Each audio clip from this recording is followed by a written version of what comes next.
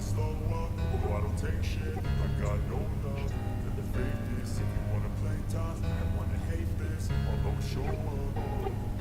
I don't ever slow up, no, I don't take shit. I got no love for the fakeness. If you wanna play tough and wanna hate this, I'll always show up and make a statement. I don't ever slow up, no, I don't take shit. I got no love for the fakeness. If you wanna play tough and wanna hate this, I'll always show up and make a statement. Everything I do so instinctive and so passionate. Every word I move so descriptive like an adjective. I got a vendetta against people who patented being negative when you should be getting after it. I got facts over tracks, this and that. Good evening, everyone. We warmly welcome you to the one day international webinar on thesis and dissertation writing and made simple. I am Sivaranjan from Skill Activate. We will commence the webinar in a few minutes as some participants are still joined. To ensure a smooth and focused section, please keep your microphone muted during the section. Participants who unmuted without prior permission may be removed. If you want to become a resource person or coordinator for a free online faculty development program, we will provide a link in the comment section. If you are interested, please register through that link. We will commence the webinar in a few minutes as some participants are still joining. To ensure a smooth and focused section, please keep your microphone muted during the section. Participants who unmuted without prior permission may be removed.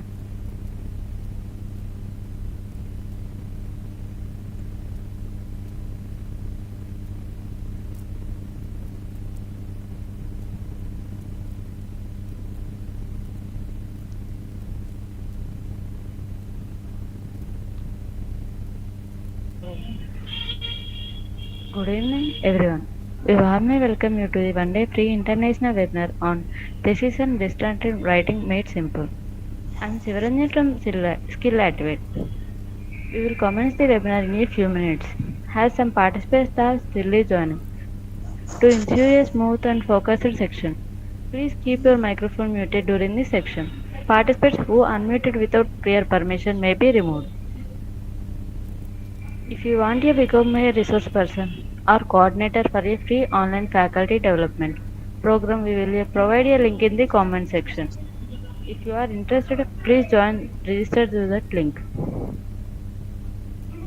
We will commence the webinar in the few minutes as some participants are still joining. To ensure a smooth and focused section, please keep your microphone muted during the section. Participants who unmuted without prior permission may be removed.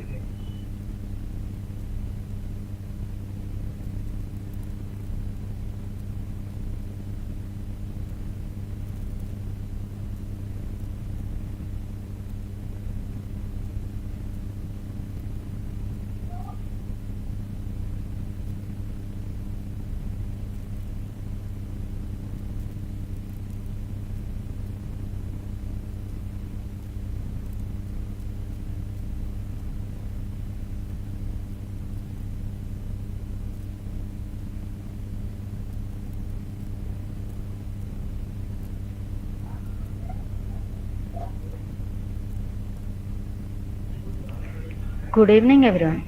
We warmly welcome you to the one-day free international webinar on thesis and dissertation writing made simple. I am Sivaranjan from Skill Activate. We will commence the webinar in a few minutes as some participants are still joining. To ensure a smooth and focused section, please keep your microphone muted during this section. Please participants who unmuted without prior permission may be removed.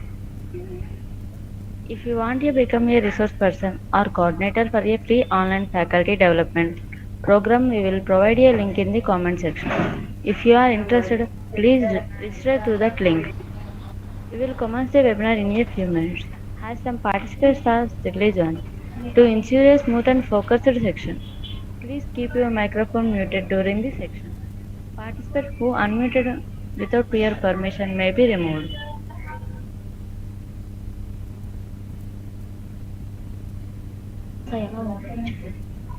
Our special thank to today webinar convener Dr. G. Pandi Selva, co-convener Dr. Arati Suresh, coordinator Dr. Jilan Basha G.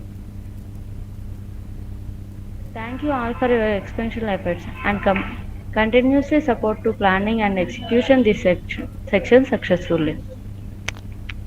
If you want to become a resource person or coordinator for a upcoming free online faculty development program, we will provide a link in the comment section. Please visit to that link. The Google Meet capacity is currently full. If your friends or colleagues are waiting globally, then please suggest that join on YouTube live chat. The feedback and certificate link will share on YouTube live chat as well as on Google Meet chat. Now it is my privilege to introduce our estimated speaker, Dr. Manish Sharma. Hmm. So, Dr. Manish Sharma is an academic and research in English lecturer with 13 years of teaching experience across reputed colleges in Tripura, including ICFEI University, MBB College, and DDM College.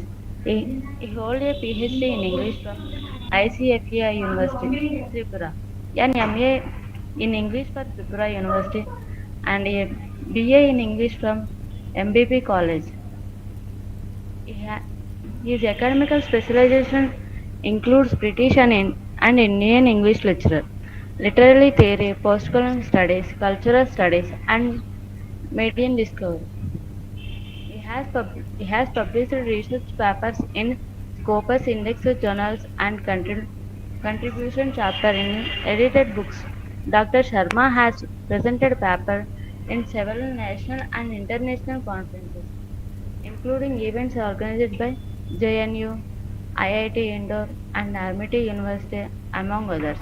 He has served as resource person of soft skills training at the organization and actively participates in faculty development programs, workshops, and webinars. His key skills including academic rights, research analysis, classroom teaching, and communication training.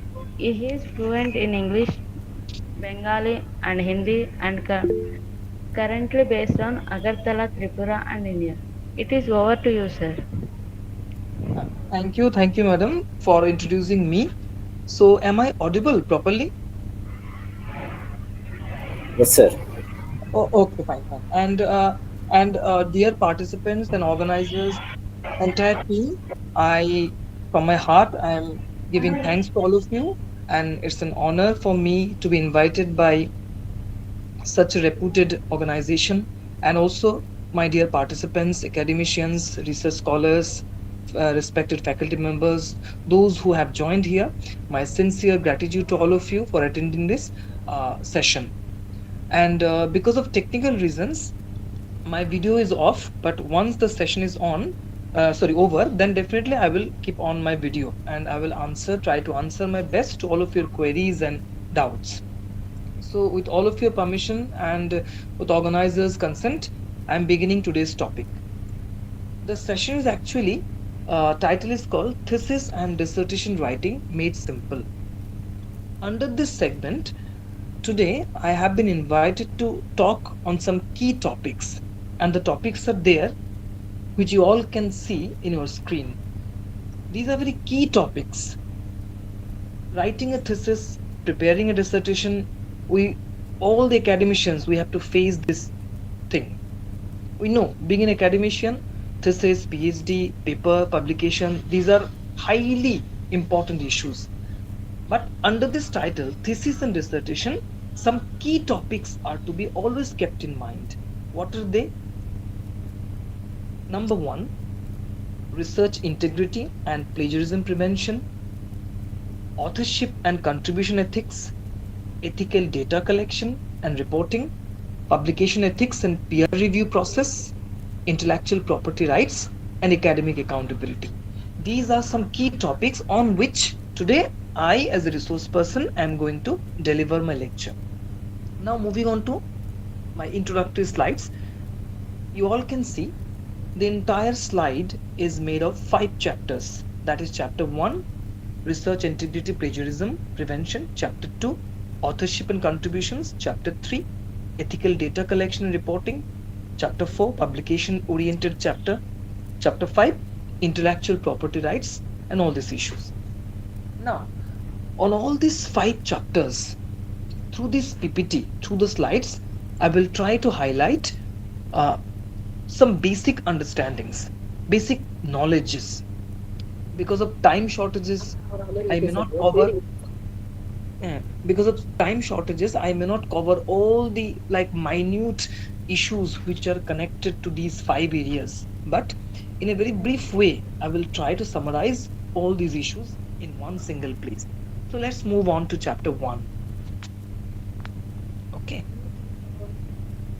Uh, Someone else is presenting. Uh, Actually, organizers, I'm facing a problem. Like someone else is presenting. It's written. Okay. Hello, sir, but your Yeah, yeah, Yes, presentation is not showing. yeah. Actually, my screen got off because it is written someone else is presenting. Just wait. I'm trying to go and again start it. Just wait. Just wait.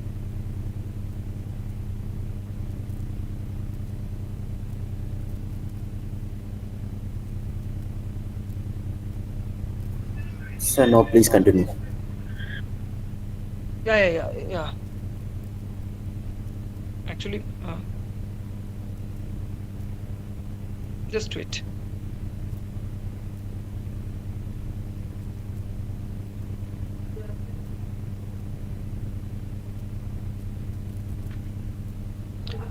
Is my screen visible now? No, I think no. No, sir. No. Actually, no, I was preparing, but suddenly it's written someone else is presenting, and I again got back to the home screen. Just wait. Now it is solved, sir. Please try it. Yeah. Achha, again, I have to go to WhatsApp, na? Just wait. Yes, sir. Yes, sir. Just wait. After so much hurdles, we have done it.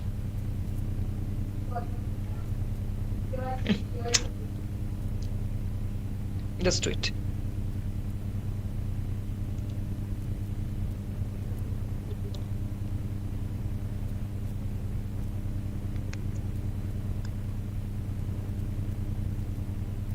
Ah, is it visible now? Yes, it's visible. Okay, fine. So, uh, these tables, Sir, not visible, sir. yeah, actually, Oh, but visible? It is Not presenting, yeah, visible? like you are presenting, but your paper is not visible.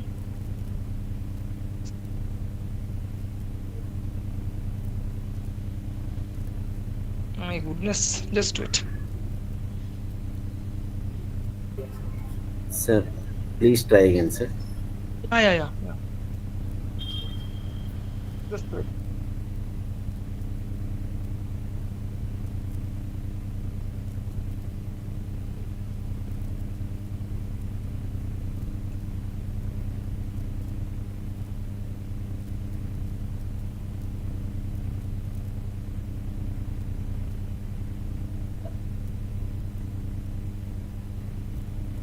Just wait.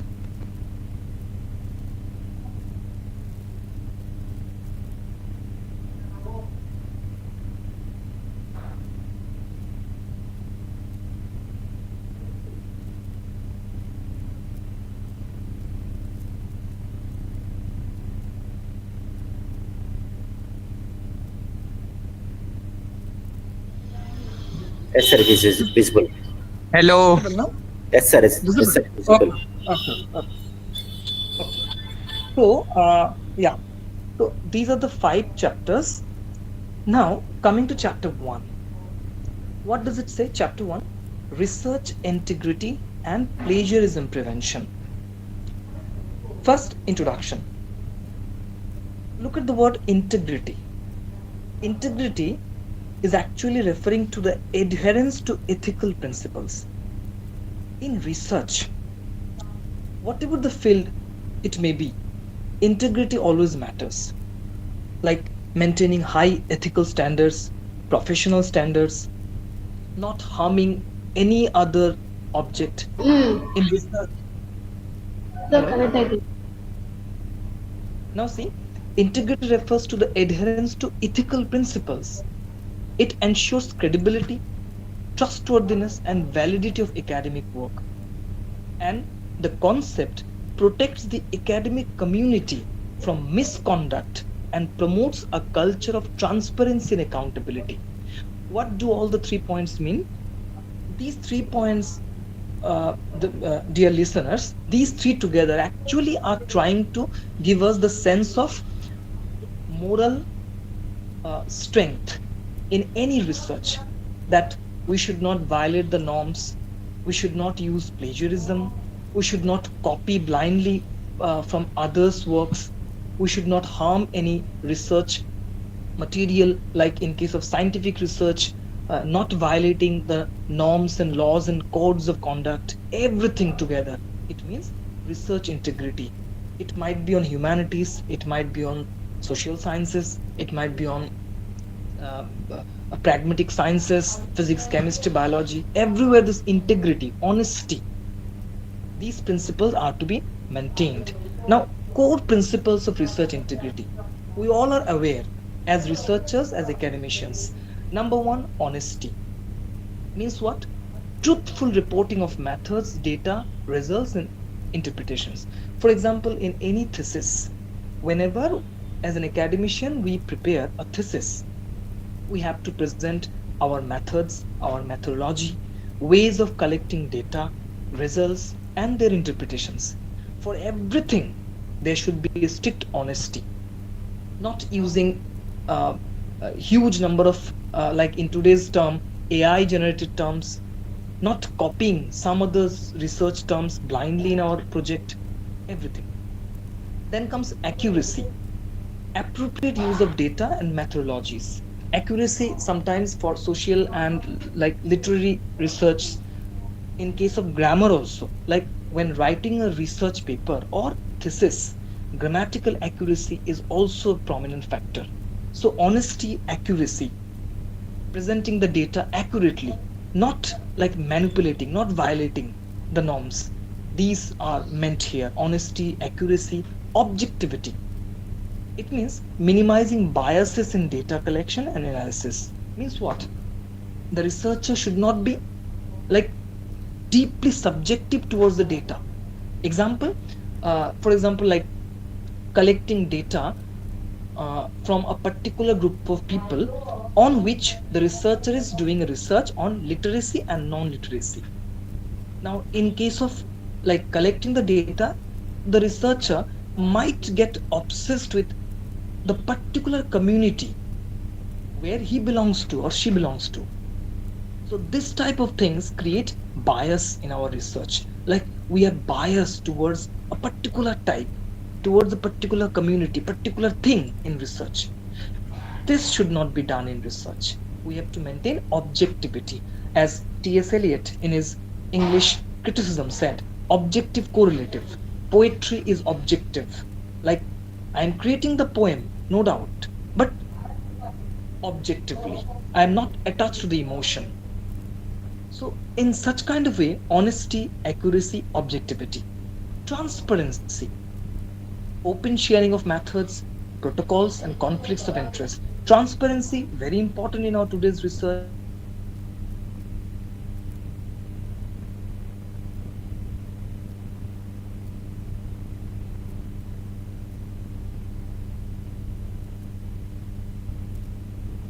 Sir, can you unmute your mic, sir?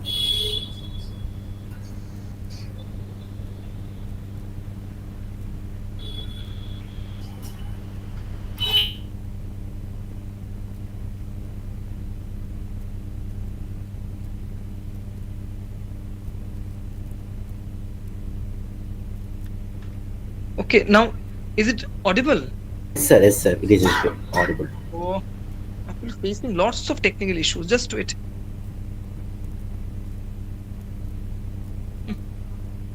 Just wait.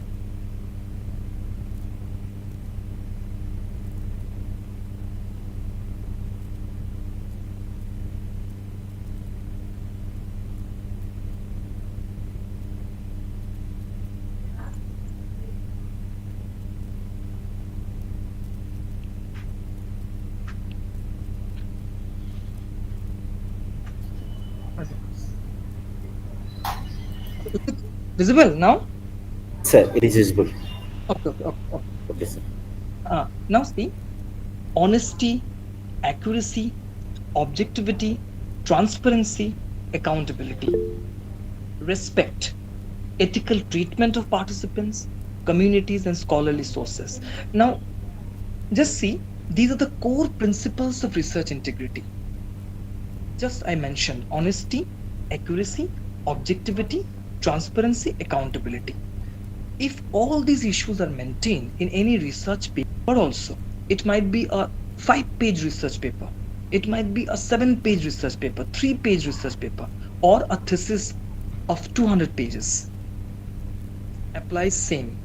So these are the things, if we maintain as academician in our research, it creates research integrity.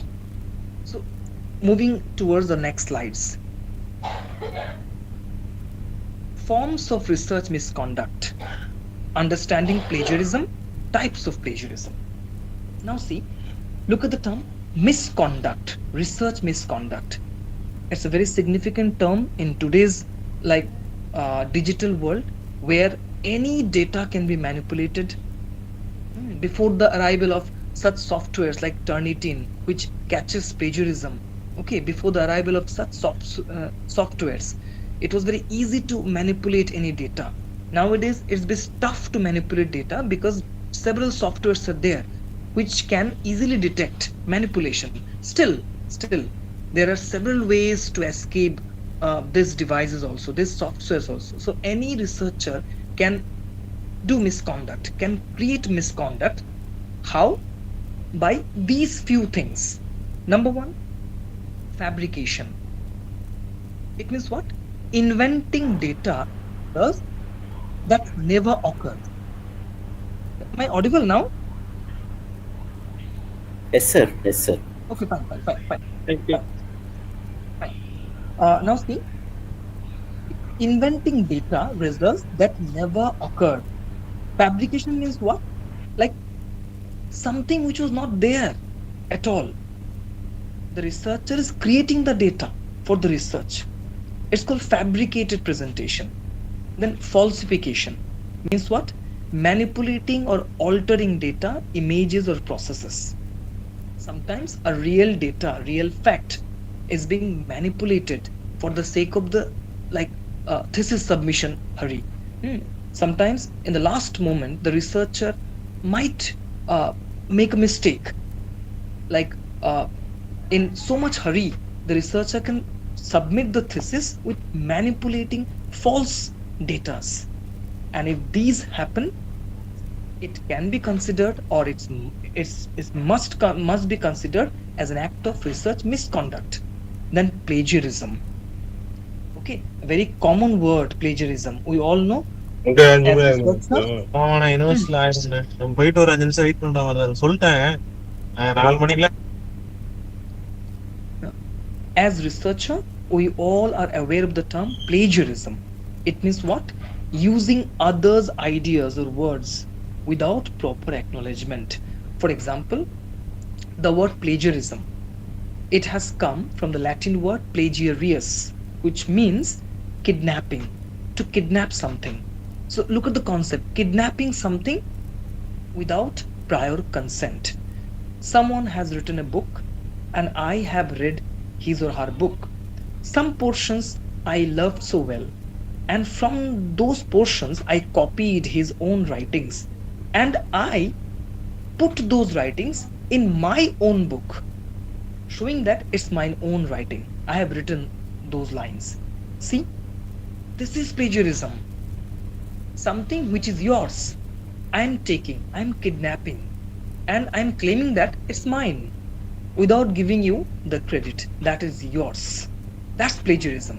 The root word means plagiarius, kidnapping something. In research, it's a common phenomena today, like using someone else's invention, someone else's ideas into someone else's thesis, presenting it is his or her own. Then redundant publication. It means publishing the same data in multiple venues. It's also misconduct. Means what? Like a paper which has been published by the researcher, the same paper, same portion, sometimes we can see getting published in different journals, different like venues, different other conferences presenting the same paper in several platforms. It's also a kind of misconduct. Then salami slicing. Those who are researchers here, faculty members here, you all know salami slicing. Salami slicing, you all know cutting into pieces. Salami is a particular food item, sausage. Okay, in our foreign country. Now, the salami sausage, cutting the salami sausage in several slices. The concept actually means breaking a single study into small publishable units. For example, if I have a research paper on something of 7 pages, from the 7 pages, I have copied some of the portions, and on different research papers, I manipulated the data and I presented the same things in different journals in a different way. This is called salami slicing, which is a very severe misconduct. Data mismanagement, improper storage, disposal or reporting of data. This is called data mismanaging. Now, all these things are considered as research misconduct. After that, let us go towards plagiarism, which is very important nowadays. Those who are about to begin the research, those who have crossed different levels of their research life. For example, if you have crossed your progress seminars, progress reports, you have come on the verge of submitting your thesis, you all should be aware, including me also. Though I have finished my PhD, still it applies to me also, so that I should be alert, and we all should be alert in future for presenting something which is plagiarized. So understanding plagiarism, what is that? I told earlier also, plagiarism is the unethical appropriation of another person's ideas, language, or creative expression without proper citation. As I've told, using your findings, your studies on my research paper, claiming that it's mine. I have not given you credit. That's called plagiarism. I have kidnapped your ideas. Plagiarus, the Latin word. Now, considered a severe breach of academic ethics, includes both intentional and unintentional copying. This is, in general, plagiarism. Now, in research world, there are several types of plagiarism. For time shortage, we may not highlight on all the things in great detail. Still, the term, we can explain the term. For example, direct plagiarism.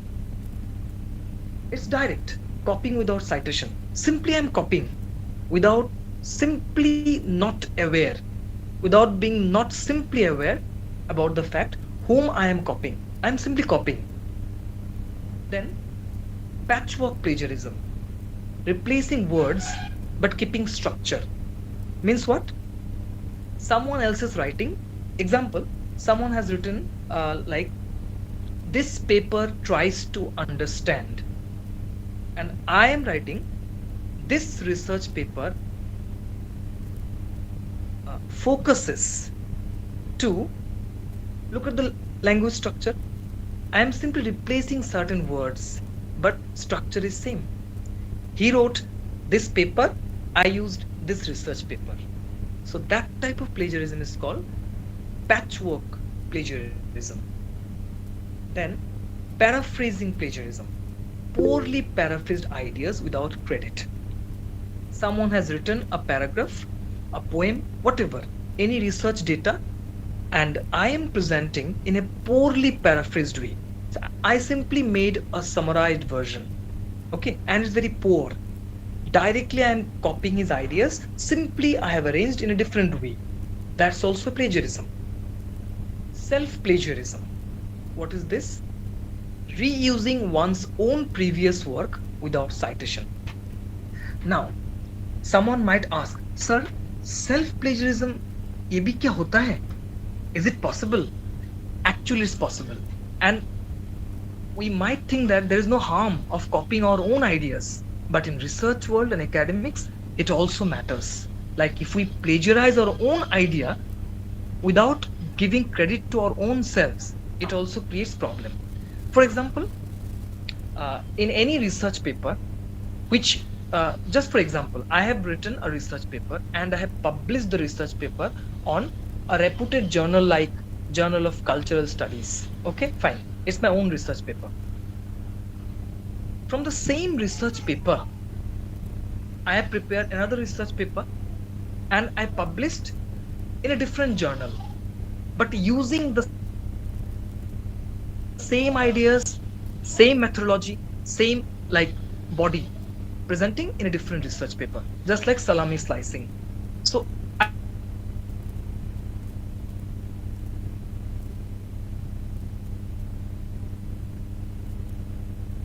I am not going to copy the thing from that paper. I'm just going to copy the thing from that paper, and it's done by me. It's called self plagiarism, accidental plagiarism, due to poor citation skills or oversight. Accidental plagiarism means what? The author is not aware that he's copying something, and he or she doesn't have the skills of citation properly, and not aware, he or she is not aware of the different citation styles like APA, MLA, and simply plagiarism occurs. Then finally, the last one, source based plagiarism, fabricating references or using non existent sources. It's very dangerous. Example, a researcher is conducting research on, just for example, uh, psychological behavior of the traumatic children in India. Just example. For this, suppose the person has used a book from Carl Jung's Symbols, Man and His Symbols. It's a great book. It's valid. The book is there. Carl Jung's famous book, Man and His Symbols. But suppose the person has written Freud and Human Symbolism. This book is actually non-existent. There is no mention of this book by Freud, like Freud and Human Symbolism. Now, using that type of writing, fabricating references using non-existent sources, it's also a plagiarism. So these are the different types of plagiarism which very, they occur frequently if we are not aware of these type of plagiarism. So as a researcher, we should be always aware of this type of plagiarisms. Moving towards our next slides. Dear organizers and listeners, am I audible to all of you? Just give me one response. Yes, sir. Okay. Now see, causes of plagiarism. Why actually we plagiarize? Nobody wants plagiarism. You, me, a great senior professor, no one wants a plagiarism or plagiarized paper, but yet it occurs. How? Lack of awareness of academic conventions, poor paraphrasing and citation skills, pressure to publish or perish culture. Those who are listening, you all are aware of this term, like publish or perish. If not, very soon you will understand this term. Okay, there is a strong pressure on the researchers to publish their research material on Scopus Index journals, UGC care listed. Though nowadays care listed journals are no more there, as UGC has withdrawn their decision. Still, like SCI, Scopus, okay, Web of Science. So there's a strong pressure on the researcher. Either you publish or you do not submit your thesis. So this is called publish or perish. Okay, no doubt it's harming our research, but because of this pressure, knowingly, unknowingly, we might use plagiarized content, copying someone's ideas, using poor citation skills, etc. Time management failures. Okay, sometimes there is so much hurry in our research. For example, we have to finish our thesis within 3 years, sometimes within 4 years. Okay, and some researcher might get nervous. Because of all these issues, plagiarism occurs. We might use AI generated text nowadays, which is going on. Okay, lots of theses are found uh, done or manipulated with AI generated text, chat GPT copy. Okay, without simply not like rectifying the data, copying and pasting. Sometimes it occurs, copying and pasting. So it occurs because of time management failures, huge pressure. Sometimes it occurs. Next, fear of failure or low confidence in writing skills. uh, as English language, like for like I am a born Bengali, but because I took English as my subject in my graduation, post graduation, PhD, that's why I may speak fluently. But for those who have a fear of English, okay, and low confidence in writing and speaking English, they might get allured towards uh, extreme use of AI generated text. Okay, out of the fear that there might be grammatical mistakes, there might be errors, sentence construction, low sentence constructions. Okay, random AI generated copying and pasting might take place, and all these issues create plagiarism. Then finally, easy access to online content without ethical caution. Today, majority of the journals and contents are open access. Means what? We all can easily click and download, click and copy, click and paste. Now this easy availability of the content, sometimes, and not sometimes, you know, a lot many times it has been observed that such easy availability of the data creates plagiarism. Without proper citation, we simply copy the data and we present these on our research papers. And these occur and it creates plagiarism. How to prevent plagiarism? There are several ways to prevent this plagiarism. Number one, always giving credit to the original author is the best way to avoid plagiarism. Okay, for example, taking someone else's ideas, the moment I'm copying or taking someone's ideas, I'm giving credit. For example, in text citation, footnote, references. Okay, the moment I have given credit to the original author, that yes, the comment has been given by this and that author, in the very time I have removed my plagiarism. Second, standard citation styles like APA, MLA, Chicago. Those who are researchers or early researchers, senior researchers, we all know APA, American Psychological Association, MLA, Modern Language Association. Okay, this type of citations, these are styles, these are style sheets. Wow, how? For example, I am using someone else's book as a source for my research data. How to write the author's name, how to write the publication year, how to mention from where I have copied, I have taken the book, online source, material, everything is being pointed through these styles like APA. It's used for the psychology research students, MLA by the literature students, Chicago by social sciences, IEEE scientific studies. So different style sheets are there. If we use these style sheets, we can prevent our plagiarism. Distinguish between common knowledge and original ideas.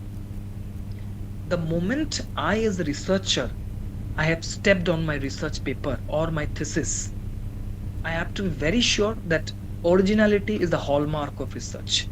The thing which I am going to present in this 200-page thesis has been dealt nowhere before. It's the first criteria of good research. It doesn't mean that it's simply born in air. Nobody knows about it. Yes, people might be aware about these things. The research topic which you have, which I had, which several other researchers have, might be very familiar, but I have to select the area where I can be extremely original and 100%, not extremely, 100% original, Nobody had done any previous research in my originality. I will select previous researches. Fine. I will collect the data from the previously done research works. But the moment I have collected data, my next step will be how I have to original. I cannot go like them. I cannot copy their idea. I have to present my own. So this is how we can prevent our plagiarism. Maintain a systematic record of sources consulted. Sometimes it might appear that childlike, that writing alphabet after alphabet, line by line, word by word, my like sources. For example, I have gone through Google Scholar, exact website, write down in your notebook from where I have taken the idea. You have gone through any Scopus Index journal, from where you have found the journal, who are the authors. Clearly you write down your ideas in a separate page. Later on, when you are preparing your research paper or thesis, you can see, yes, these are the sources from where I have taken, these are my ideas.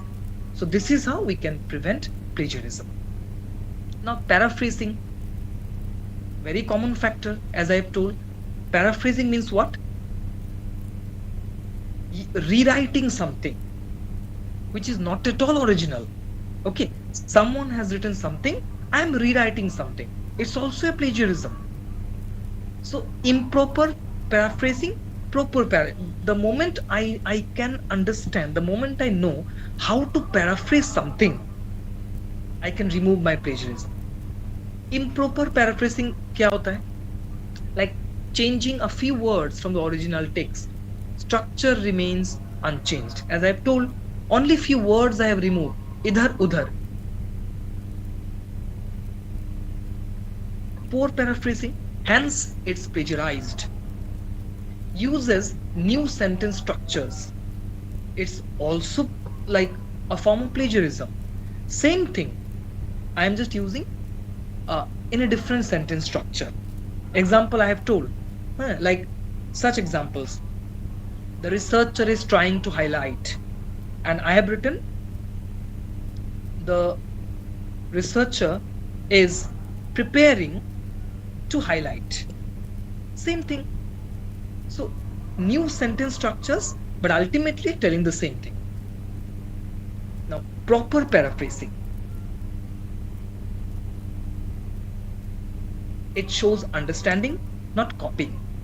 Includes proper attribution. These 2 points. Proper paraphrasing, the paraphraser who is rewriting, he or she knows that yes, I am not copying, it's my understanding. I have read someone else's research, I have gone through someone else's book, and I have understood the content. I have written something which is unique. It's not copy. It's not just reframing the words. It's not just restructuring sentences. And the moment proper citation, proper attribution is given, my plagiarism is removed, 100% removed. So this is how we can remove our plagiarism. What are the common citation styles? APA, American Psycho Association, Social Sciences; MLA, Modern Language Association, Humanities; Chicago, History, Interdisciplinary; IE, Engineering; Harvard, etc. So these are the common citation styles which we as researcher, we are frequently using in our thesis paper, in our research paper, dissertation paper. It's a common phenomenon. Those who are there, my respected listeners, you all know that we as researchers, we are bound with the law of maintaining such citation styles. Now, my dear listeners, in today's world, people plagiarize. At the same time, plagiarism prevention tools have also come. Okay, nowadays almost everything has become digital. So the tools which have occurred in the market, academic market, these are also very powerful. Just to take the name, like Turnitin, Urkund, Grammarly, Quillbot, Zureto, Google Scholar. Just to take one name, Turnitin. Those who are familiar with Turnitin, do you know how actually Turnitin works? It's a very like uh, what very powerful weapon for preventing plagiarism. For example, you have written a research paper where you have used, out of 20 lines, you have used 3 lines only with AI, that is artificial intelligence, ChatGPT, only 3 lines. You have uploaded your paper on Turnitin as a software. You have created your account on Turnitin, and after 5 to 6 minutes, Turnitin will give you a report, and Turnitin will say you clearly that AI generated text is 10%, AI generated text is 20%. If it's like below 10 or 0, Turnitin will show star mark. Okay, that's no AI is used. If someone has copied his or her idea from someone else, directly copying from other websites, Turnitin will show us potential frauds. That is, these are the sources taken from different other sources without proper credit. Okay, from where you have copied, Turnitin can easily catch. Now, today, in almost all the universities and colleges, Turnitin has become a powerful tool. When we are about to submit our thesis, our final dissertation, or pre-submission time comes, then authority uh, demands from us a Turnitin checked report where clearly it has been captured. It's captured that is it original or AI generated or any other manipulation has been done. Now for plagiarism things, how to like develop our sense, academic writing best practices. Number 1, develop your own academic voice. It means what? Do not rush to copy.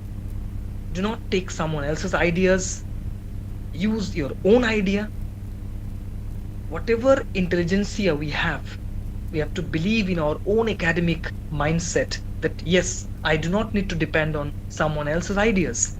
I will take someone else's idea, but not for copying, but using the idea for my own clarification, not copying his idea. Read widely to build subject understanding. Research is always serious, and reading widely regarding any issue is very much beneficial. Begin assignments early to avoid last minute pressure. Use note taking strategies. Avoid copying from lecture notes to websites. Like third number point, begin assignments early to avoid last minute pressure. It's a common phenomenon. Like the moment we are about to jump to our research life, several stages come, like synopsis presentation, first progress seminar, second progress seminar, third progress seminar, and it goes on. So we know what is pressure in research. There is a very powerful like time schedule. Okay, times are very less in our hands in case of research. So it's always like beneficial for a researcher to avoid last minute pressure. Means what? We have to manage our chapters. We have to be very clear about our findings, our data, our tools, our methodologies. Okay, many months before our pre-submission. So in this way, we can avoid plagiarism and manipulated data. With this, our first chapter, that is called chapter 1, ethical principles, research integrity, plagiarism, concept, tools for avoiding plagiarism, have come to an end. Now we will move to our second chapter. So before I proceed, I am asking to all of you, have you all listened to my voice, my dear listeners? Am I audible? Yes, sir. Yes, Okay, sir. okay. Now see, this is chapter 2, authorship and contribution ethics. Authorship is a very important phenomenon. In case of normal research paper, writing a research paper, authorship is very important. Okay, listening the term authorship, we might think that authorship ये क्या चीज है, अगर लिख लो तो यही authorship है. नहीं, ये नहीं है. Authorship is not just about writing. Authorship is what? It's a fair, transparent, and responsible recognition of individuals who contribute to scholarly work. In case of research paper, it matters most. Okay, for example, the scholar is writing with the guide. Who is the contributor, guide or the scholar? Placing the name before the guide or placing the name after the scholar, it matters a lot. How? Let us see. Okay, authorship is what? Authorship means writing any paper, research paper, whatever, thesis, but particularly it applies to research paper, authorship. In case of book chapters, in case of books also, who are the principal writers? Are they editors or the writers? Who is the principal author? Who is the third number author, second number author? These are very important in research. So, most global research bodies like Scopus, APA, they emphasize accountability, transparency, and proportional credit in authorship, ethical issues in authorship. See, 3 terms are there. 1, ghost authorship, honorary authorship, guest authorship. What's ghost authorship? Significant contributor is not listed as an author. It violates transparency, often seen in industry-sponsored research or student-supervisor conflicts. See the very important point here. Ghost authorship means what? The author who has actually prepared almost 70% of the paper, he or she is not listed as an author, and someone else's name is being put. So it violates the ethical norms.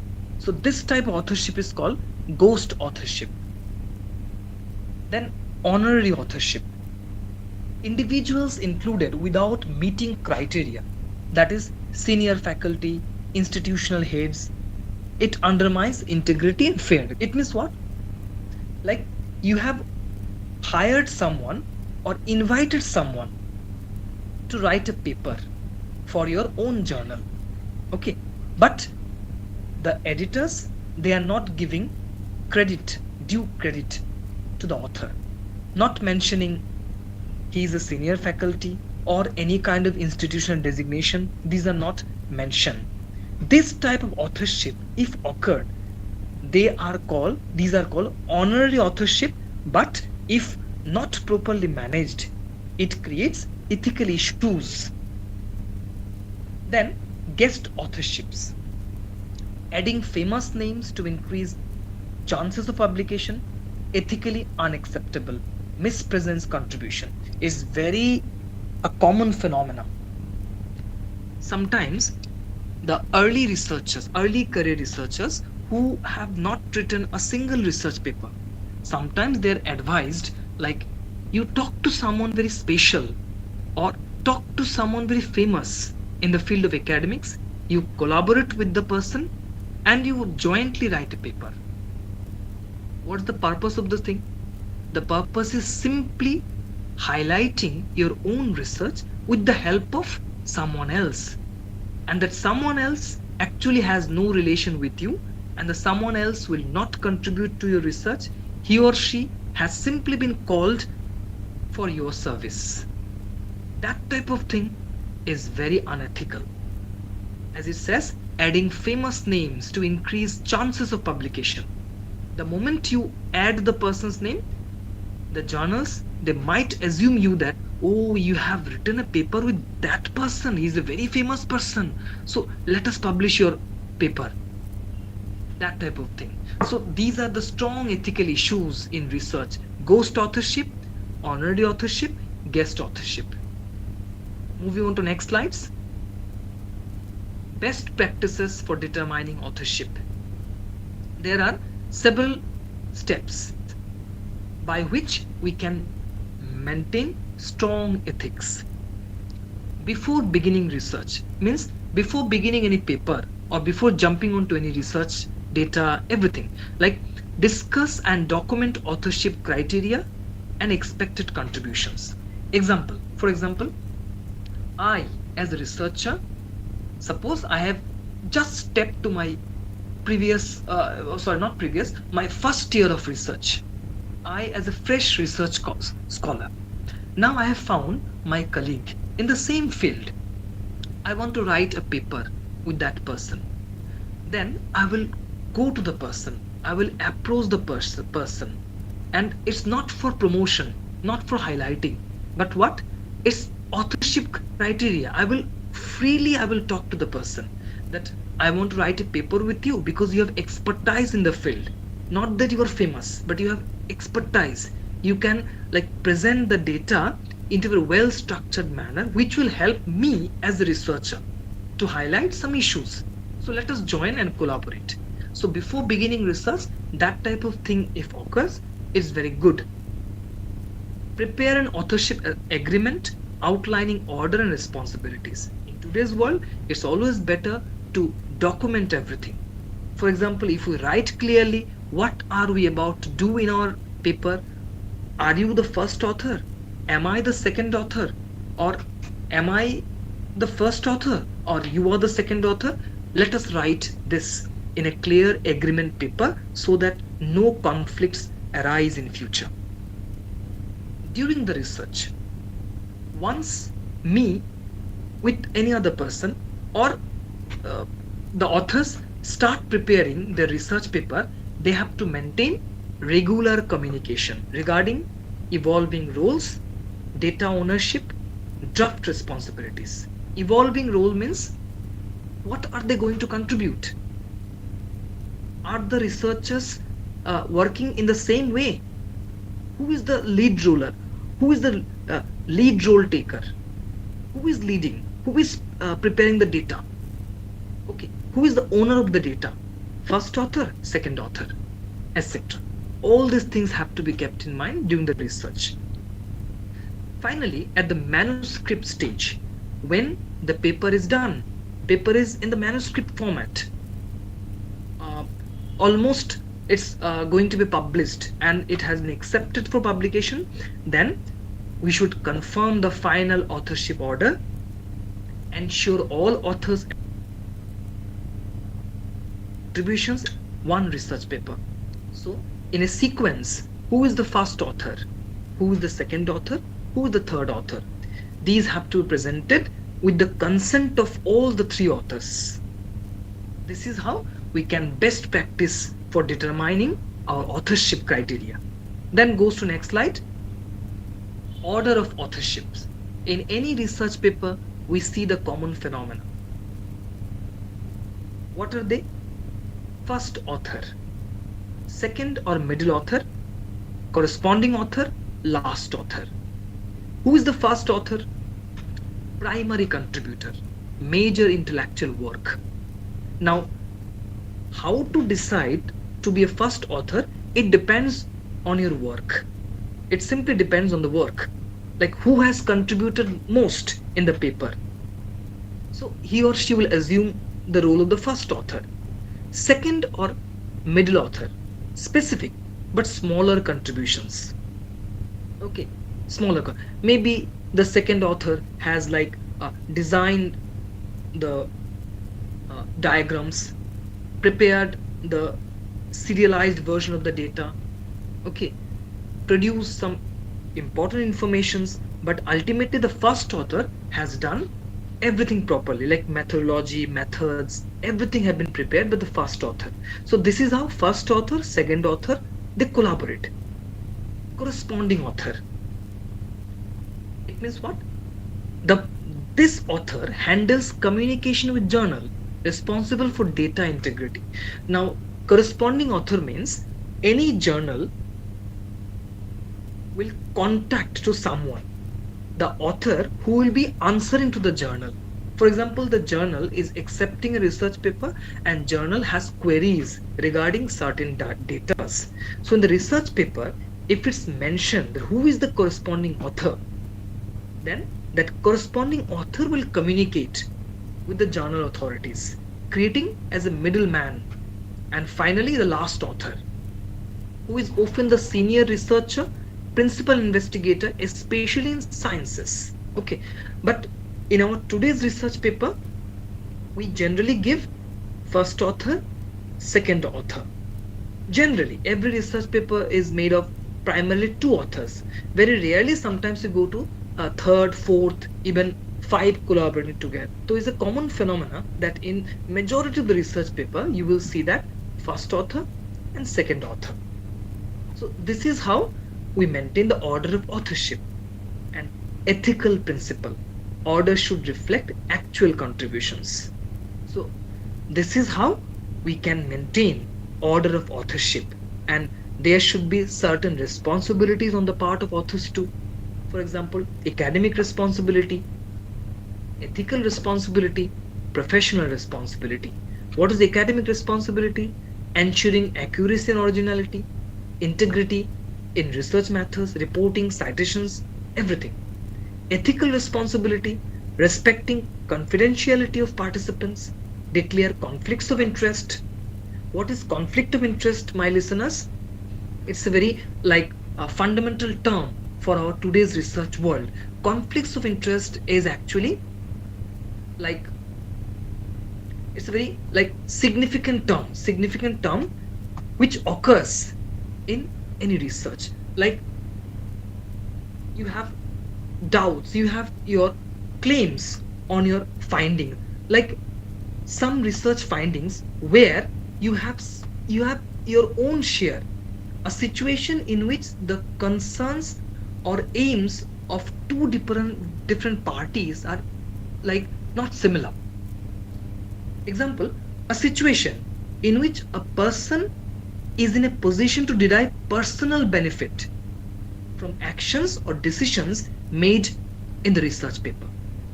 It's called conflict of interest. Means the findings, the research findings, if it's connected to someone or the writer's personal issues, giving him reputation, causing any harm to his reputation. So that type of things are called conflict of interest. So it's the sole responsibility of the authors to see all this conflict of interest. It's a situation which if occurs, it harms a research. Then ethical responsibility, professional responsibility, responding to queries from the readers, responding to journal authorities. Okay, commit to retract or correct the article when errors are found. Sometimes in published papers also, errors are found, discovered, and the journal authorities, they might call the authors that your research paper is full of false informations. We are retracting your articles, like we are taking back your article, we are not publishing. Then with strong professional responsibility, the authors should handle all these things. If all these things are maintained in today's world, our research can be good. In a better way, we can manipulate our research towards a better understanding of the situation. With this, my respected listeners, we are moving towards chapter 3. So, are you all listening? Am I audible to all of you? Yes, sir. Yes. Okay. See, ethical data collection and reporting. Very important phenomena in our research. What is ethical data collection? Data collection, you all know. Those who are researchers, those who are academicians, it's nothing new to you. You all know data collection. Okay. For example, I as a researcher in the field of English language and literature, for my research, I did not have a need for data collection because my research was qualitative, okay, in magazines and popular culture. So in my case, I did not go for collecting the data. But for management researcher,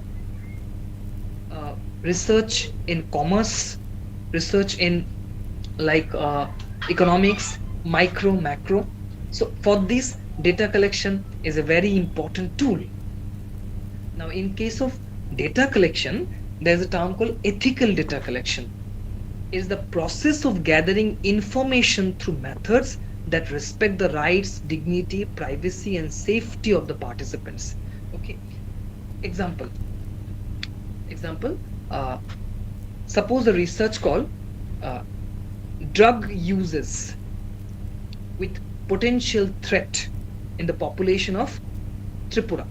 Just an example. As a researcher, you all can understand it's the research where data collection is an integral part. It cannot be possible to conduct the research without collecting the data, like drug issues, who are taking drugs, who are giving opinion to you regarding usage of the drugs. So in case of such thing, like collecting the data, the people who are selected for opinions, for interview, and for many other things, their rights, their dignity, their privacy, their safety, these have to be taken care of by the collector. It requires adherence to legal guidelines, professional codes of conduct, and institutional review standards.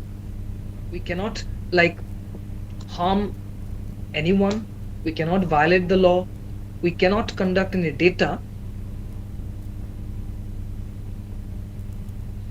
data collection which is not permitted by the authority. So such type of things have to be taken care, and ensuring that the information which is collected, it's fair, accurate, and without manipulation. So this is ethical data collection. Moving on to next slide. There are certain key principles of data collection. Number one, informed consent.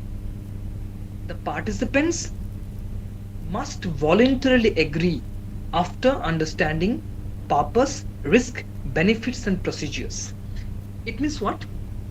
Suppose I have gone to collect my data from such people who are suicidal, okay, and depressed persons.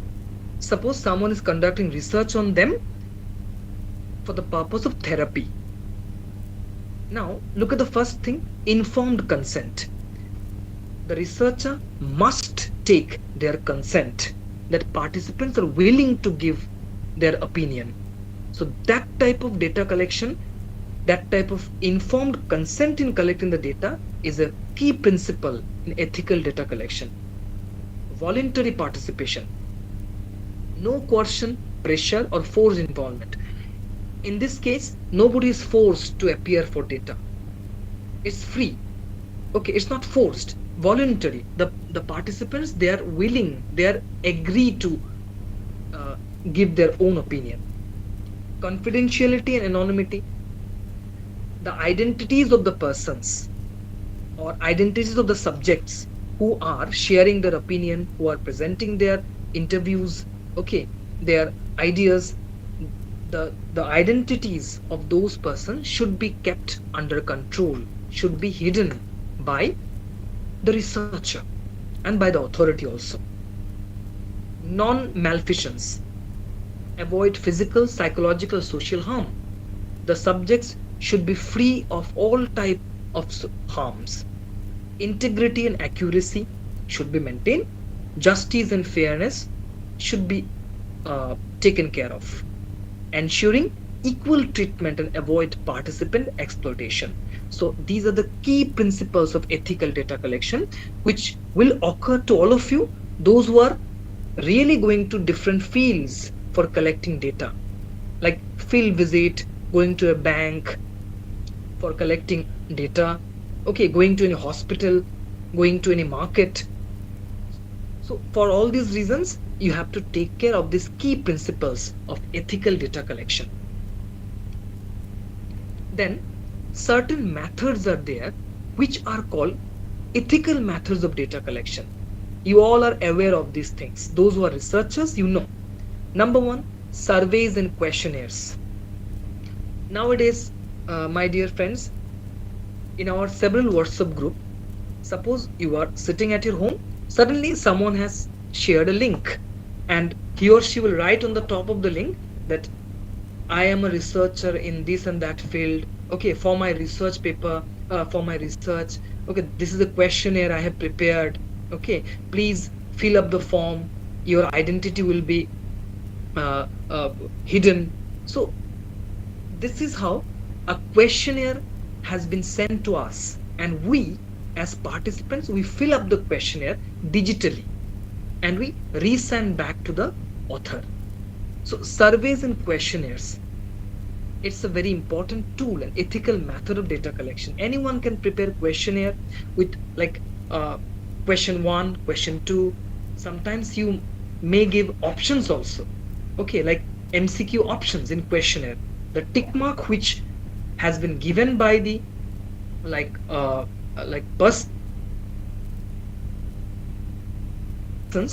the tick marks determine your research outcome. Then interviews.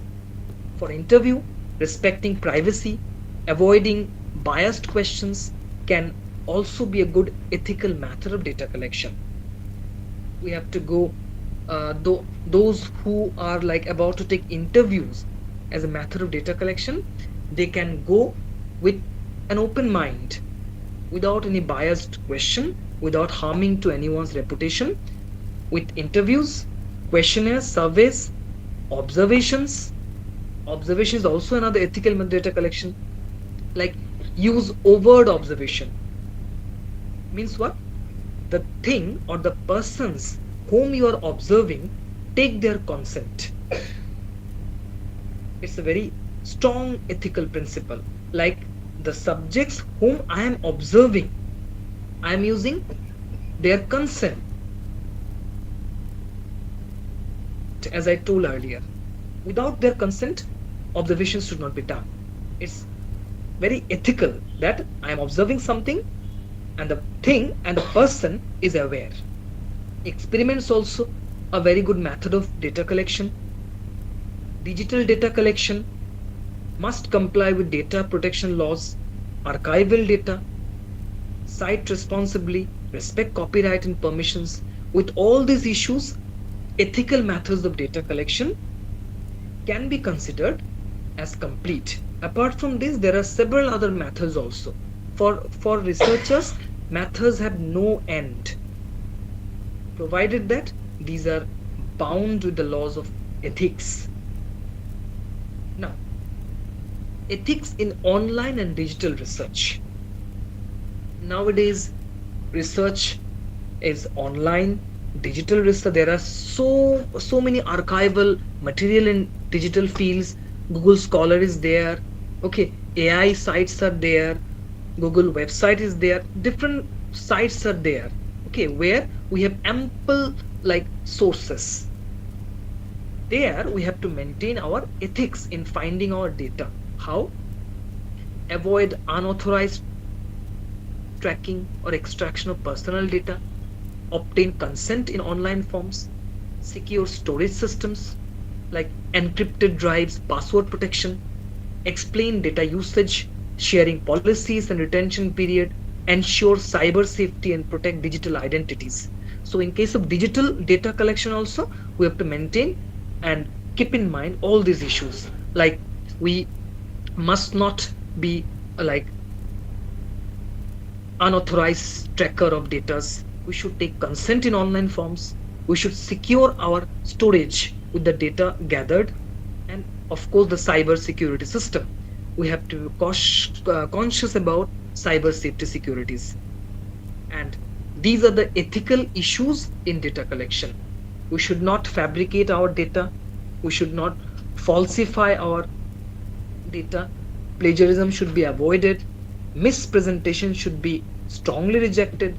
Bias sampling should not be done. Invasion of privacy, collecting unnecessary personal information should not be done. So with all these issues and if these are taken care of, we can gather data with a strong ethics at the background. Then reporting also there. After collecting data, we have to report the data.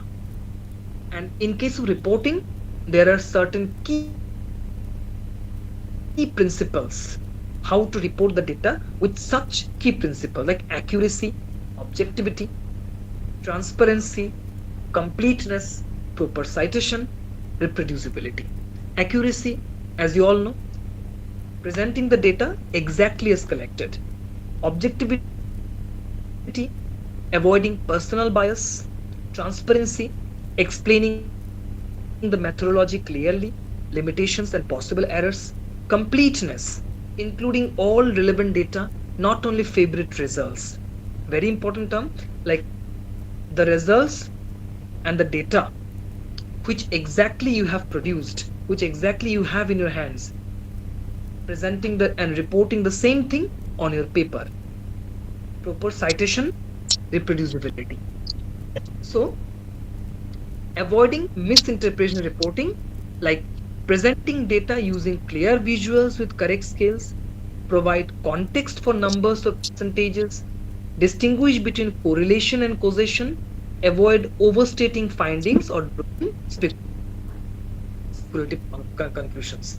If all these things we take care of, we can gather our data, we can present our data, we can report our data without any bias and with strong ethical principles.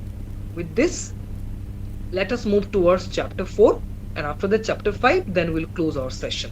Okay, chapter 4. So before we proceed to chapter 4, so am I audible to all of you? Are you listening? Yes, sir. Yes, sir. Okay. Okay. Yes. Okay. Okay. Uh, See, friends, publication ethics and peer review process. Those who are about to conduct a research, or those who are like researcher and staying in the earliest stage of their career, for example, first year research scholar who have not even like submitted their synopsis, also research synopsis. Okay, for them these things are to be kept in mind very careful, because they have to face these issues today or tomorrow, like publishing, what is peer review, how a paper is selected, what are the procedures, everything. So principles of publication ethics: transparency, accountability, fairness and objectivity, confidentiality, integrity of the scholarly record. Okay, keep all these things in mind if you are writing a research paper. These are strong ethics in publication. Honesty, presenting the data truthfully. Accountability, authors are solely responsible for the content, design, results. Fairness and objectivity, it should be unbiased and decision based solely on scholarly merit. Confidentiality, editors and reviewers must keep submitted manuscripts confidential. It's a very strong ethics in publication that when a research paper is submitted for publication, editors and reviewers, they keep the paper's manuscript confidential, so that it should not get leaked in other platforms and should not be plagiarized by someone else. So integrity of scholarly record, rapid correction, retraction or clarification of errors, this should not be done. It should be fair, it should be proper. If all these things are taken, we can maintain strong principles of publication ethics. What are the primary responsibilities of the authors? Remember, three persons, three subjects are associated with publication. One, the author who writes the paper. Second, the editor who will actually decide to publish your paper or not to publish. And finally, the reviewers who will review your paper whether it's good or not, whether your paper is actually like worthy to be published or not worthy to be published. So what are the responsibility of the writers? Ensure originality, providing accurate methodology, proper citation of sources, as I have told in case of plagiarism, declare any conflicts of interest. What is conflict of interest? I told a situation where a person or organization has competing interest like personal gain versus professional duty, acquiring ethical clearness for human animal studies. If it's a scientific research like conducted on an animal or any other human item or human subject, then the author should be strongly ethics biased. It should not violate the norms, respond honestly to reviewer comments, and provide revisions. These are the responsibility of the authors. Like if a reviewer tells you that rectify your paper, these are the points where we have found weaknesses, then the authors should respond honestly to the reviewer. Then editors, responsible editors, they do what?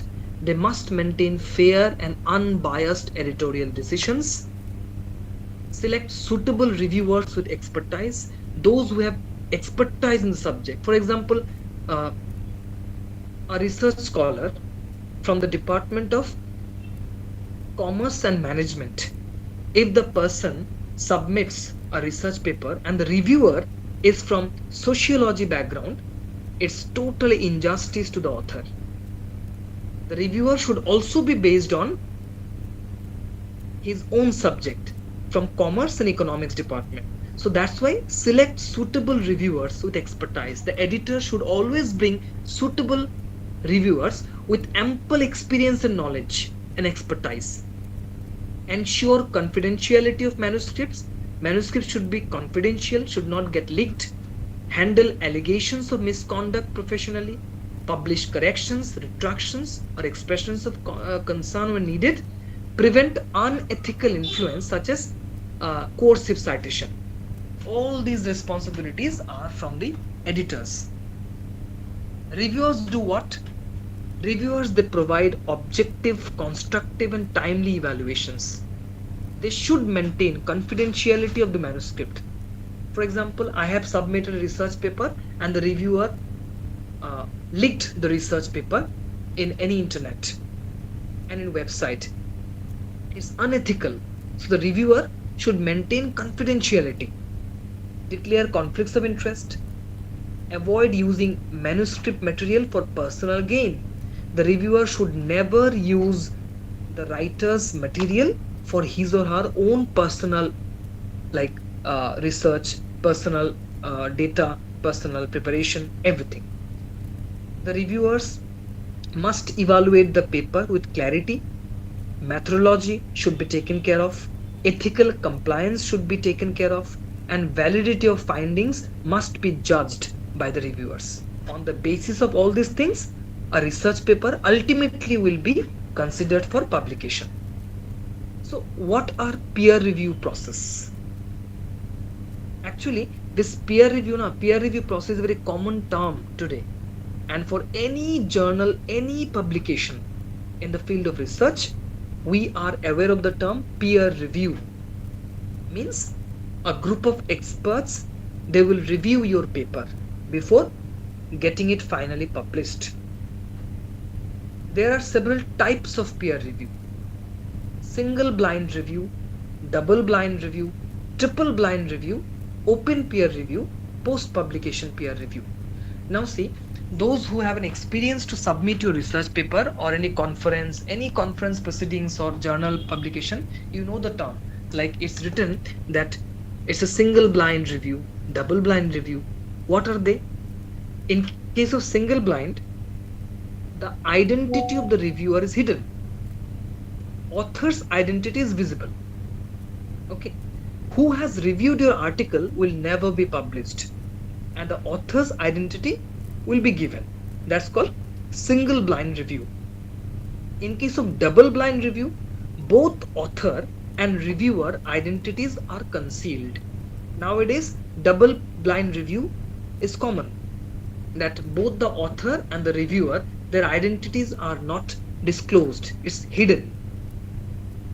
Triple blind review, author, reviewer, editor, all of their identities are concealed. It ensures maximum impartiality, that nobody knows each other. Your paper is reviewed by whom? Even the author doesn't know, editor identity is not disclosed. Simply your paper is published on the basis of your own merit, your own finding, your own strong methodology, your own uniqueness, originality. Open peer review. Reviewer and author identities are disclosed. Here we can see open peer review. In case of open peer review, reviewer and author, both of their identities are disclosed on the website. And review reports may be published with the article. Those who wrote or those who have an experience of publishing research paper, sometimes the journals, they give you acceptance letter that your paper has been accepted with review reports. For example, for content you have 10 marks, for methodology you have 20 marks, for data assessment 30 marks. So they analyze your process. So sometimes in case of open peer review, your article has a valid review report. And finally, post publication peer review. Evaluation continues even after publication. It's very rare that after getting published, still your publication, your published paper is under process of evaluation. There are several steps in review process.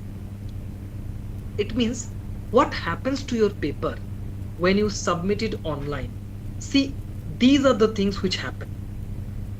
Those who submit their paper, those who have already submitted, we all are aware of these issues. Still, as an online lecture, I'm highlighting on these issues.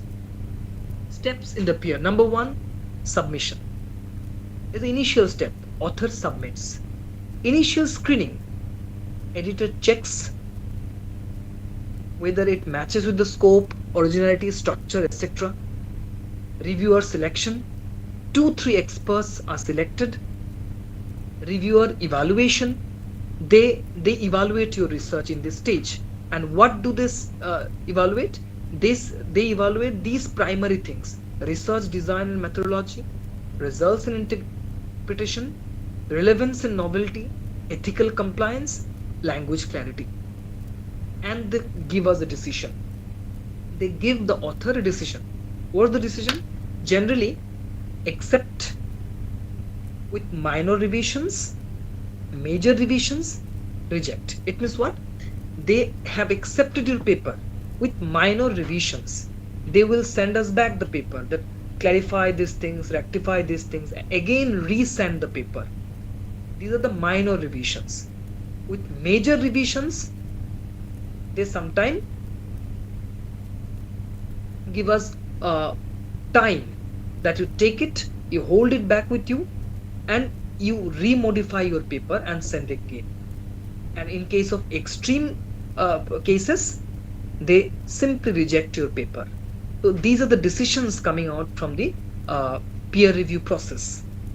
Resubmission and final decision. Revised paper submitted, editor reviews changes, final acceptance or rejection.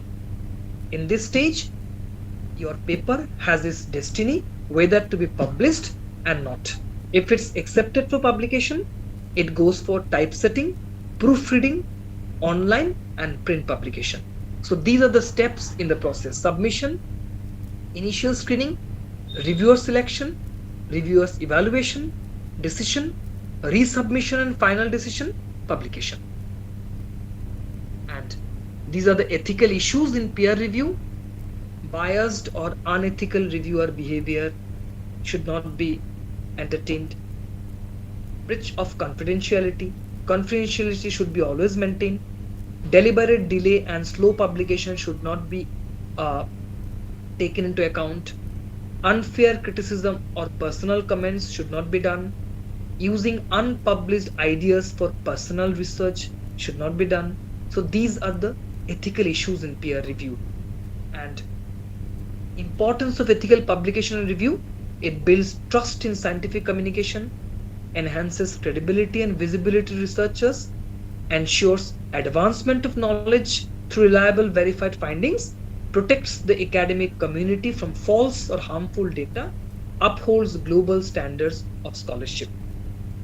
So these are the publishing and peer review process in a very general way I have presented to all of you. There are many like shrewd mechanisms found in this area, but just for the sake of presentation, I have provided a simple basic understanding of this issue. Now coming to our final slide, our last slide of today, that's called intellectual property rights and academic accountability. Before we proceed, asking to all of you, are you all listening to my lecture? All of you? Yes, sir. Yes, sir. Okay. It's here. Okay. Okay. So this is our last slide. Okay. Now, friends, see intellectual property. First of all, what is property? Property in our Hindi we can call sampatti. Okay, property, sampatti. Now, house, chair, tables, pen, money, we all can see.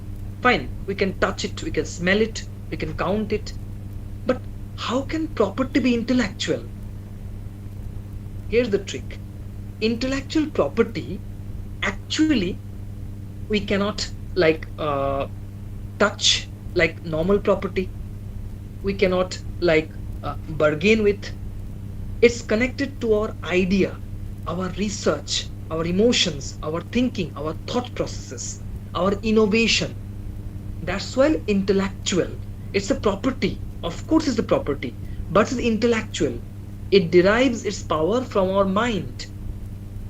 So, intellectual property, for example, a research paper. It's of course an intellectual property. How?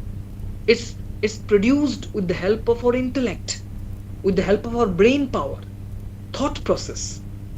But the moment it is printed on the page, we can touch it, we can count the pages if it's published, printed, and if someone else like produces the same thing without giving credit to me, as you all know, it's plagiarized copy, then we can say that my right has been taken away.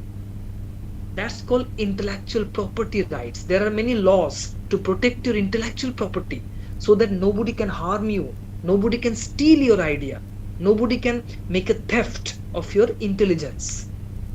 So, intellectual property rights refer to the legal rights granted to creators for their intangible creations of the human mind. As I told, my thoughts are intangible. Nobody can touch my thoughts. But the moment the thoughts are transferred into research paper, everyone can see it. Now anyone can misuse my thought. Anyone can misuse my like idea.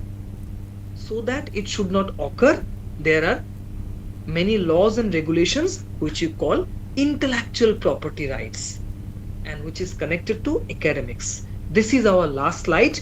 On this issue we will talk. After that our discussion will be closed.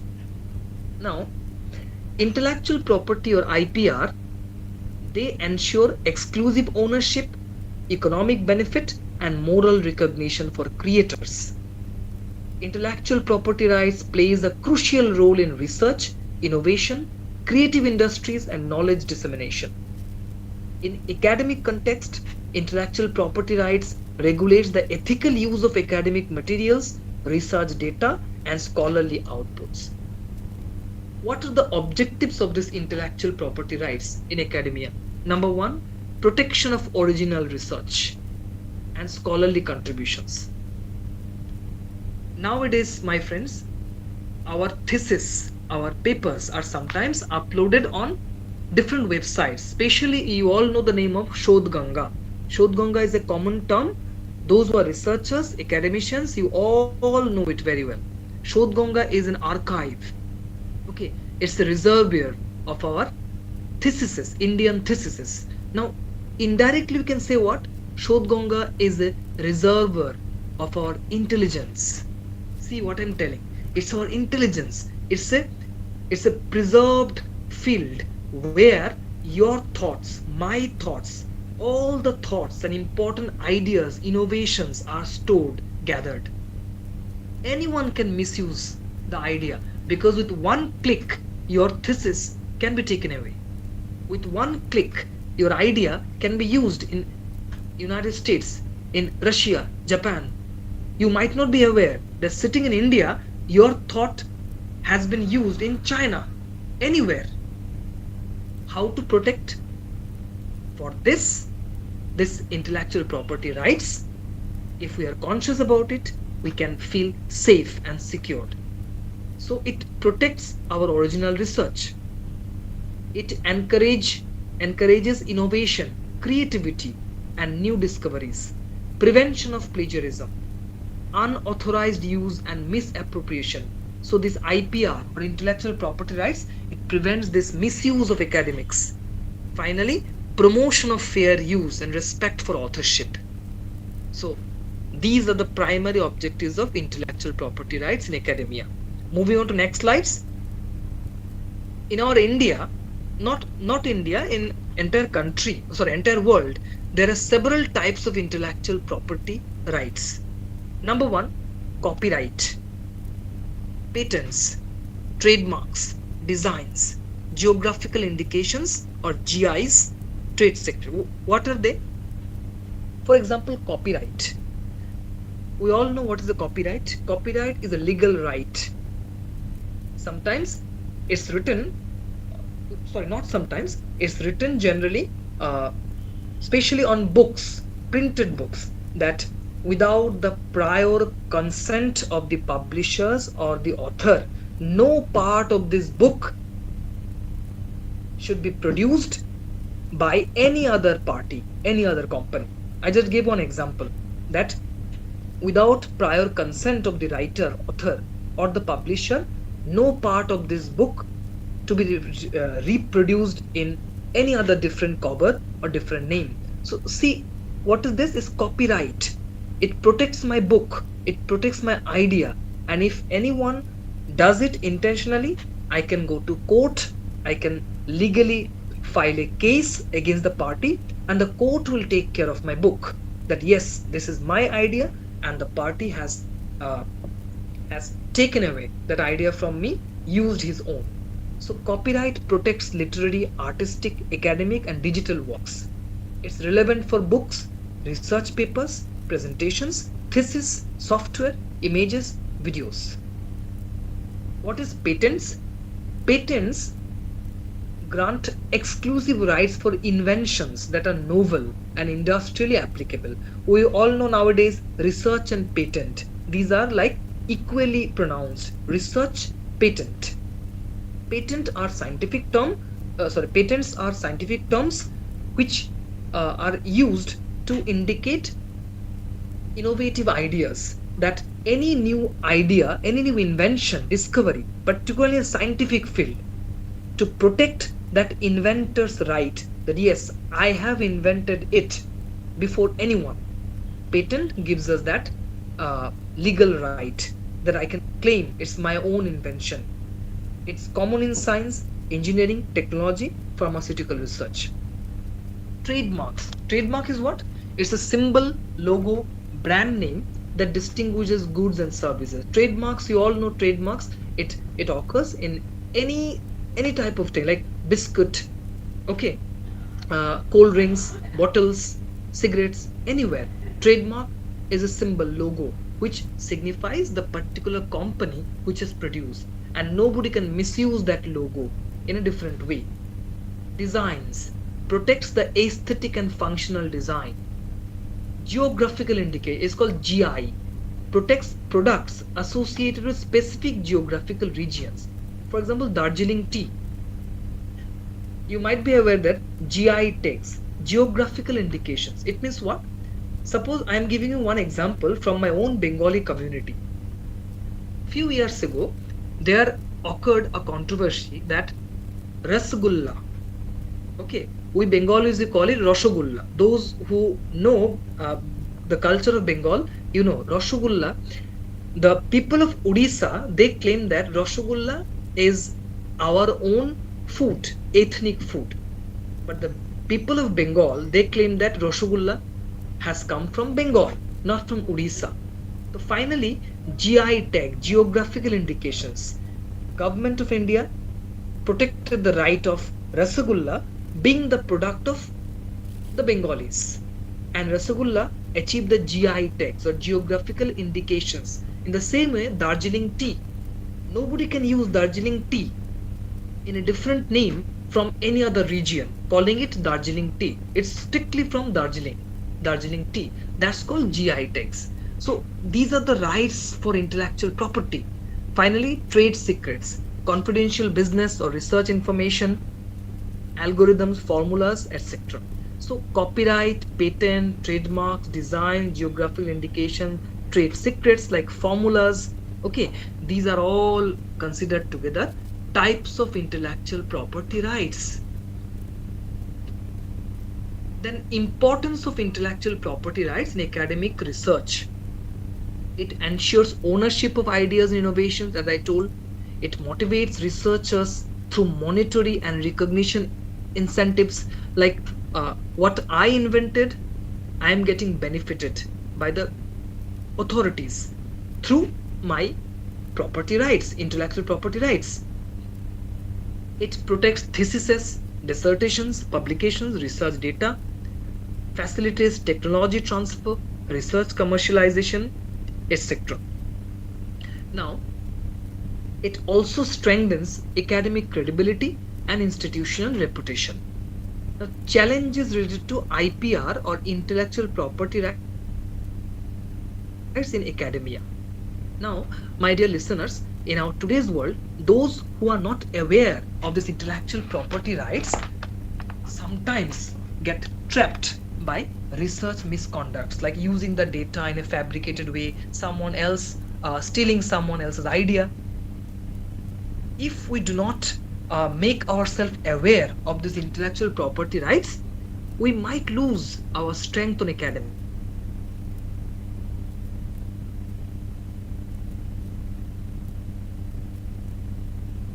So,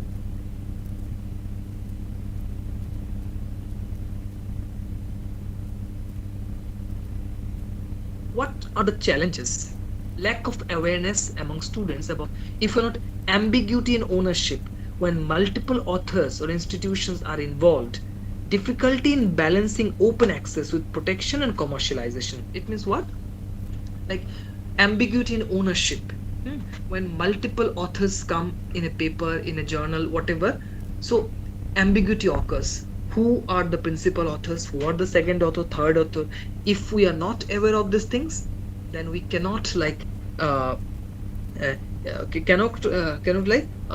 provide IPR or intellectual property rights in a good sense to our academics. So these are the common concepts of intellectual property rights, which have definitely a broad area to discuss, because this particular kind of law area, law students, researchers in law, they can understand better that intellectual property rights is their domain. Okay, they know the special acts, they know all the regulations behind these things. I, as a presenter, just gave you an idea, a general idea on intellectual property rights. Then academic accountability, meaning and significance, very ethical idea, that academic accountability refers to the responsibility of all academic stakeholders, students, teachers, researchers, institutions, to uphold academic integrity, honesty, and ethical standards. It includes maintaining transparency in research. It creates trust. It provides credibility and scholarly excellence. Okay, if academic accountability with all the ethical standards, if these are maintained throughout the research career, then any research, any institution will improve day by day. Last few lines: dimensions of academic accountability, ethical research conduct, prevention of plagiarism, responsible authorship, transparency in methodology, accountability in teaching and learning. If we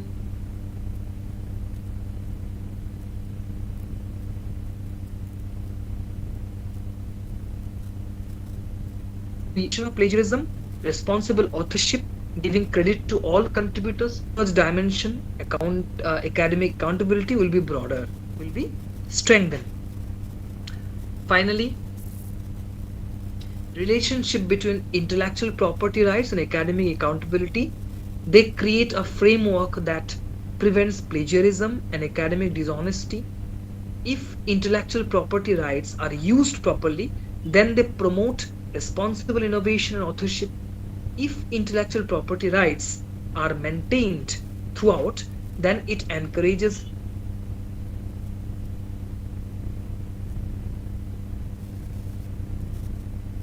veracity and credibility of academic outputs.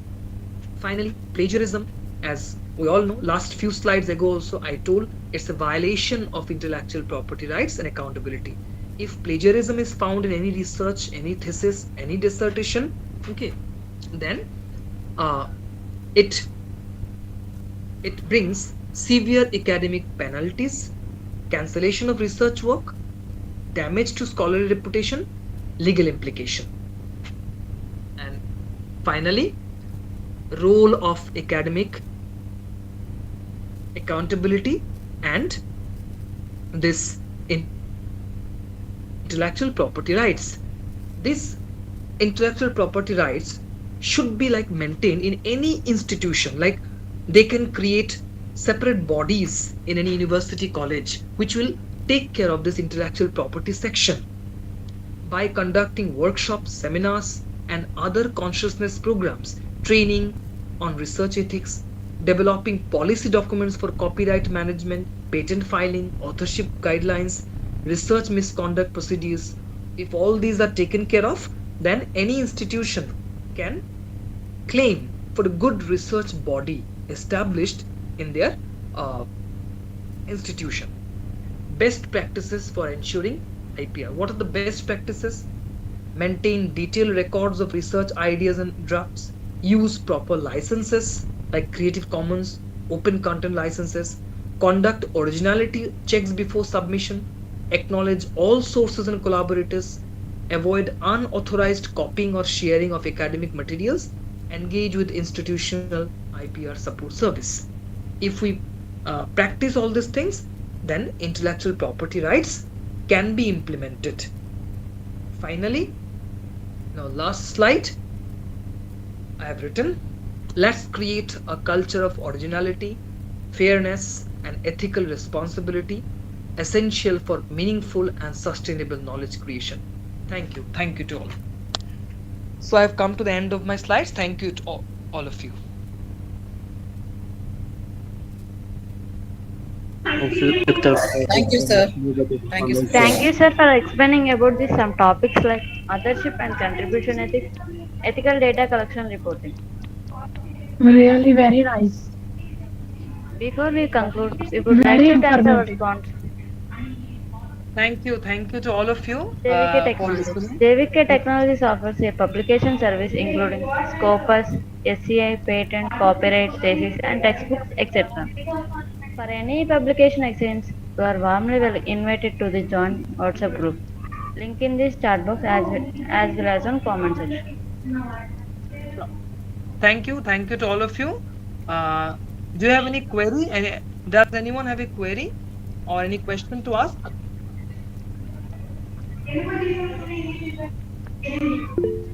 Uh, yeah, Momita Mandal has raised a hand. Please share her query. Hello, sir. Good afternoon. Yeah, good afternoon. Good afternoon. Sir, it was really wonderful to listen you, and I do have a silly query regarding the authorship that you have mentioned. Sir, you Yeah. mentioned first author and corresponding author and last author. So, in case someone is willing to publish work as his or her own, so in that case, suppose he or she wants to communicate with the journal faculty. So then the corresponding author will be he or she himself or herself. No, am I Yeah, clear? yeah. Actually, this corresponding author is actually an academic term, okay? But it doesn't mean that there should be always a corresponding author. If you are the writer, you can be a corresponding author, okay? Suppose you are not sharing your authorship to anyone, the journal directly will call you, the journal authorities, okay, for clarification. So in that case, you will be the corresponding author for them, okay? Okay, sir. That, Thank you, sir. that's the thing. So, my dear friends, that's all from my side. Yes, Doctor. Thanks for your informative information. My question is, does the use of Grammarly application to check the grammatical structure of sentences consider as the plagiarism in any research articles or publications? Okay, okay. Means you are asking about grammatical errors, no? Grammatical errors. Okay.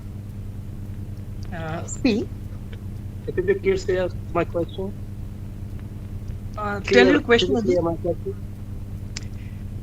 Is it clear my question, please? Uh, Please re-ask your My question.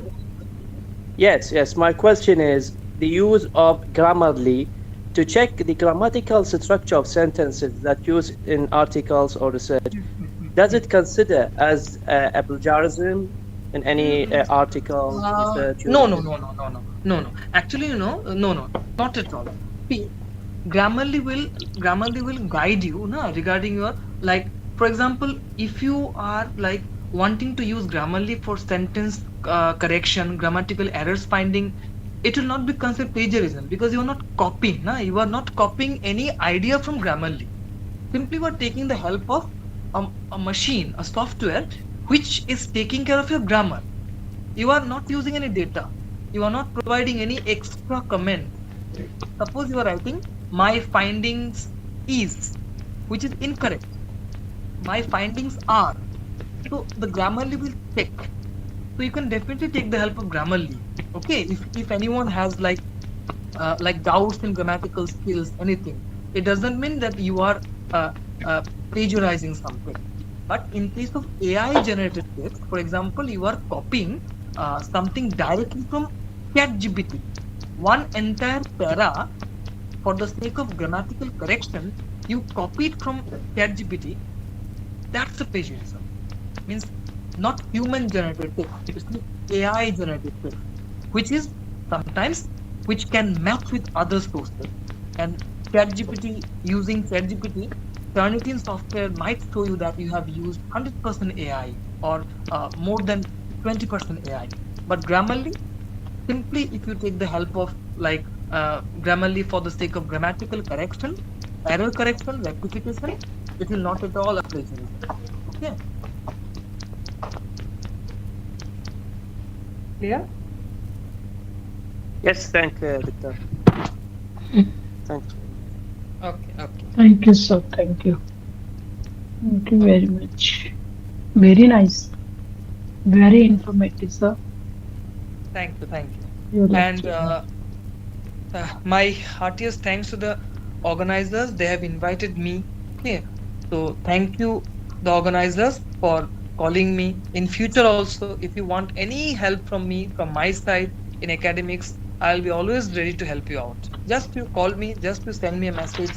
I'll be happy to serve you, to all of you.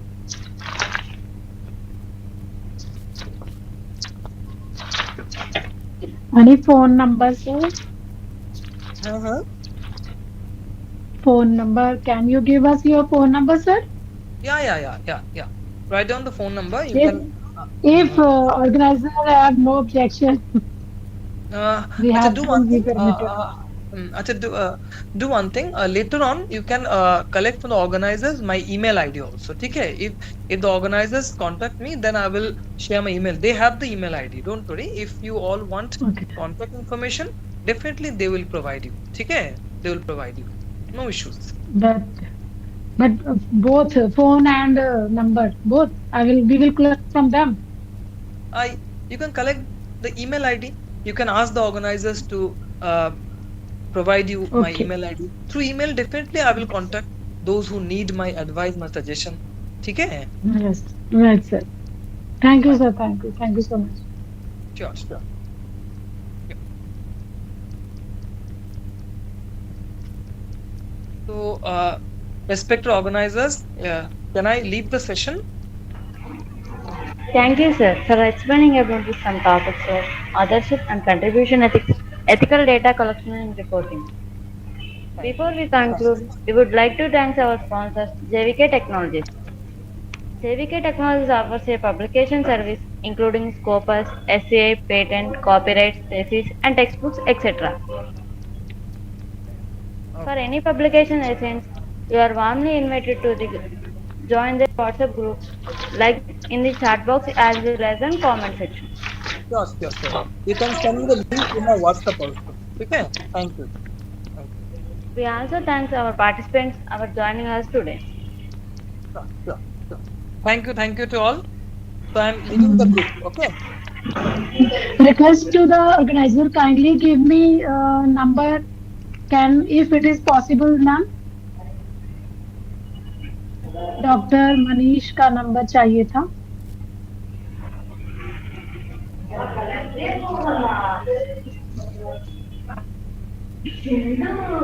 Hello, I request to the organizer